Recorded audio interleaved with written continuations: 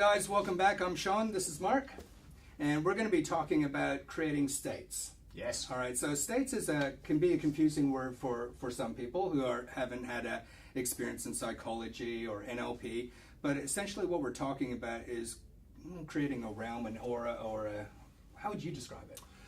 It's your physiology. To me, that's creating your energetic physiology and what you're projecting to other people. That's what your state is, and that could be, without making it positive or negative, because the reality is it just is, unless you give it that meaning. But there's definitely times we feel better about ourselves or worse, and so state is being more aware of the state that we're in and being able to more consciously manage our state. And the reason why that's important in sales is because if you potentially go into an environment and bring the wrong energy, the wrong state, the wrong messaging, well, you could be setting yourself up for a whole different experience that you weren't really looking for. Well, I mean, I'll share, when I used to work with Kentika, I had 3 rules on the coach, and the third rule on day 1 for all the tours was quite simply this is, unless you see me stress, you're not allowed to stress. Now, that's because I understood that there was going to be things that went wrong. You take 50 people around 14 countries, stuff's going to go wrong. Yeah. But it didn't matter what happened, I knew I could stay calm and deal with it. And then that's my state. That's a perfect example. And then you've got to back yourself up with that. But then if you're calm, everybody else will be calm. Yeah. And you read stories about this of people in business. Calmness is power. It completely is. That's state. So that's not allowing the emotional path to take you, but you taking realm of that path. One of the things I really loved about NLP was it really drove the message home about responsibility and the responsibility to yourself. Yeah. You know, it starts with you. You can't control all the external elements and people around you, but if you can be responsible for yourself and control your own state, well, that's 90% of the battle. It's not what happens, it's how you choose to respond. That's state. Same thing. So if you look at your own environments right now and think about the people in your office, the people that you have to work with, your customers, your clients, your family, they're good. Think about, we always know that there's a couple people that they're like a whirlwind, the Tasmanian tiger, Looney Tunes that comes in and then just run out the door, and that's probably not a good management of state, or it's something that they're very comfortable with, but you can see the effects that it has for others. Yeah. And that's what we're trying to talk about with NLP. It's about awareness, responsibility of self, but being aware of how you can have impact on others. Yeah. So by controlling your own state and hitting that responsibility level first, you have a better a chance of guiding the desired outcome. Yeah. So let's talk about, you mentioned in the last chapter, walking into a room. Yeah, creating your own state. So I know you shared, you've got an example of what you do with that.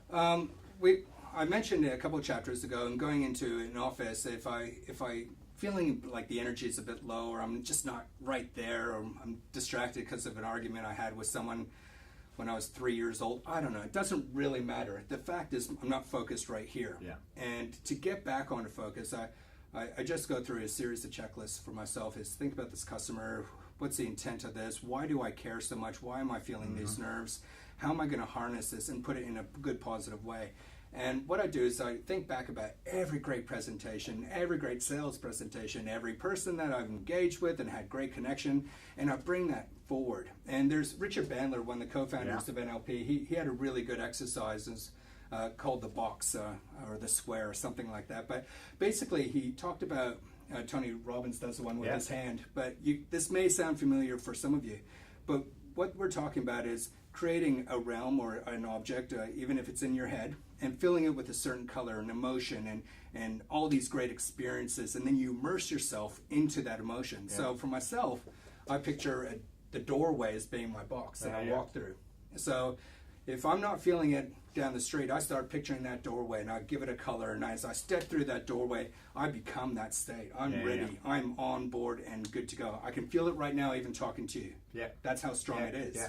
And we'll talk about anchoring a little bit later on. Yeah. But that's the importance of, and how easy it can be done. Yeah, even absolutely. In 2 seconds. Absolutely. And I would say similar thing is if you're not feeling your best, you want to project and be more confident, simply recall or remind yourself of when was a time you felt absolutely confident. Yeah. And really pull it back strongly, because then you start feeling it. So what's this state or emotion you want to create? And then consciously asking yourself, where else have I found that, done that? When have I been my best? When have I really succeeded? When have I felt really fulfilled? When have I felt really happy? When have I felt really confident? Put yourself back in there, because that already can change your state. Simple things like that are quick tips that can change your state when you're going in to start with. And you'll notice you're doing it right, because your physiology will start changing. It changes straight away. Yeah, it completely does. It's so funny because we know how to make ourselves change these states. Sometimes we do it subconsciously, most of the time actually. I like the sad cowboy song syndrome. Have you ever listened to an old cowboy song, a Western song, and it's, oh, my wife's left me, my dog got hit by a car, and I'm feeling crap. And you were feeling fine until you start listening to that song. And at the end of it, you just feel like crap. So, yeah, that's how much states can change and how quickly. 3 minutes 12 in a Willie Nelson song. Nothing against Willie. I like Willie Nelson. He's all good. Yeah, there's somebody said for that. I can see. The other side of breaking state, and I know we were talking earlier, was about also consciously changing the state of energy within a room that is outside of you, because you can't control external factors. You can respond to it. But what you can do is break state. In NLP, you would have heard they would talk about break state, which is distracting from that path. So if somebody's caught on a negative rampage and somebody's caught in a negative state, the worst thing to do is keep going down that path incessantly and constantly. Is that, yeah, you've got to maybe be a little bit empathetic and hear it out, but at some point it warrants change state, break state. You've got to get off that subject onto something else. So a break state in NLP, it's just simply distract from that negative role, distract from that negative thinking role, and change the conversation direction a bit and flip the switch on the dialogue. Tony Robbins used to splash water in people's faces as they're complaining. And they go, "What are you doing?" There's nothing. Keep going. He'd do it a couple times. Eventually, they stop. Yeah, because it's a distraction. It breaks the distraction. In that instance, it's a physical one as well. But it's the same. You can do it with language or conversation-wise, but it's breaking the flow or condition of that. You had something, a presentation where you did a break. Oh yeah. I recently. So I emceed an event recently. It was an awards night. And it's so heavily scripted, and I don't normally work heavily off script, and that's fine, I do that, but the time I prepared was not maybe as much as I wanted. Then we were still adjusting some of the notes on the night, and then we're trying to save time. So I over-edited my notes pretty much, because I'm not what I meant. I'm over-editing and overthinking and working to a tight script, the light's glaring off, I can't see it properly. And so, it put me off what I'm doing, and I made a couple of oops, nothing major. But that is, I could feel myself, I could physically feel myself, because I know the error's coming, I know we're going down that path. Now, I could stay on that, and then you get swamped, you get overwhelmed, and then you're going to mess up more. And so for me, that is an ability, a simple one for me I've learned on stage, is just laugh at myself, just to have fun and poke fun at myself and mean it. Because that is my break state, is like, wow, I've over-edited, I've overthinking, there you go. I'm in the right room, so there's a room full of EAs, I'm hiring right now pretty much, I need one clearly. But an ability to just catch yourself, break that state, because otherwise it will suck you like a train, like going down that path. And so you've got to catch yourself and consciously just get off it for a second with whatever mechanism. For me, I use humor for myself sometimes with stuff like that. It's amazing. Don't these situations often happen in front of a large audience? I had a similar once with Vince Soretti, a great Australian comedian. He was emceeing nights, and I had to present the awards for this real estate awards night, and every name was Greek. And I don't have a Greek heritage, and I don't have a lot of Greek experience in terms of how to pronounce these names. And I was all over the shop. Thank God Vince was on the other side of the stage. I'd say the name, he'd say it properly. You had, I was sweating bullets within the first two names, and I had 10 to go through. But by the end of it, you just have fun with it. Yeah, it's the same thing. It's because otherwise you can feel yourself getting drawn in, and then it's physiology. You start sweating or get nervous or freaking out. It's like break that state. That's consciously get off it, distract yourself. That's as simple as that. Distract it from that to come back in. That's why Robbins is there with the water. If you think about, now we all know what it's like to be in that state, and you all know what it's like being in an audience and seeing someone struggle. And it's painful to see that person not break that state. So if anything, you want to show that encouragement and come on, you can do it, get through it.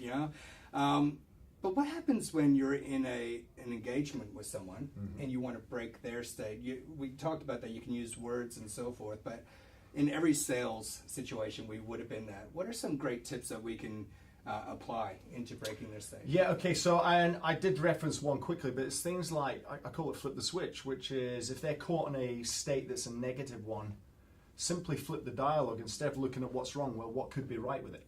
Flip the way that you're looking at the conversation, turn it around. Your head, and that's what I call flip the switch. So instead of telling me everything that's wrong, tell me the one thing that was right. Instead of telling me the 20 things that you don't like, tell me the one that you might like. Instead of telling me the 10 things that you don't think will work, let's focus on the 2 that you think are brilliant that could.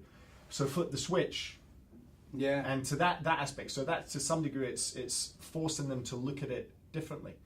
And that we'll talk about reframing in a little bit, because that's really that's a part of the conversation, the reframing and metaphors, and we'll definitely do that in a separate conversation. Yeah, it is fun. There's one that comes into mind. You can use this when acquiring new business too. When you have a customer that's just talking about their current supplier and how much they love them, just asking that one question: if there's one thing they could do better.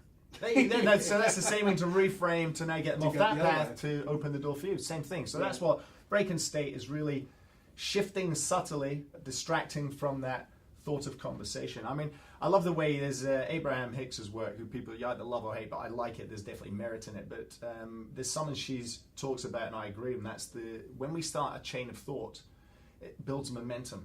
Yeah. And it's like when you push a car over a hill. If you push it at the top of the hill, you could probably run around and stop it. But the moment that car starts rolling down a hill, you don't want to be in front of the car halfway down at the bottom of the hill, because the velocity it builds up. And think about our thinking's the same way. So break state is trying to intervene and interject or break that state as a way of trying to stop that velocity of momentum. So you've got to get off the momentum in order to rebuild a new one. That's a really important one. Don't let it get so far out of control. No.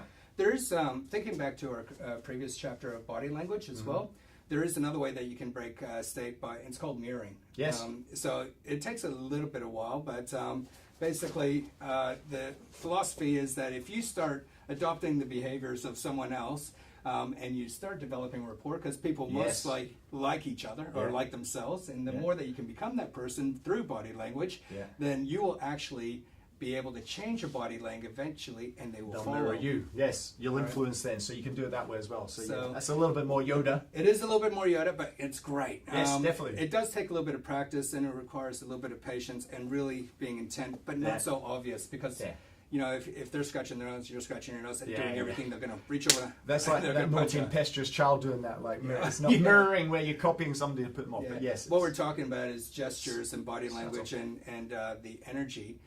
Connecting and then redirecting, which is breaking state as well. Perfect. All right, so stick around. We've got a couple more topics that we want to cover off. Let's go to reframing next. And metaphors, reframing metaphors. That's it. Stick with us. Cheers.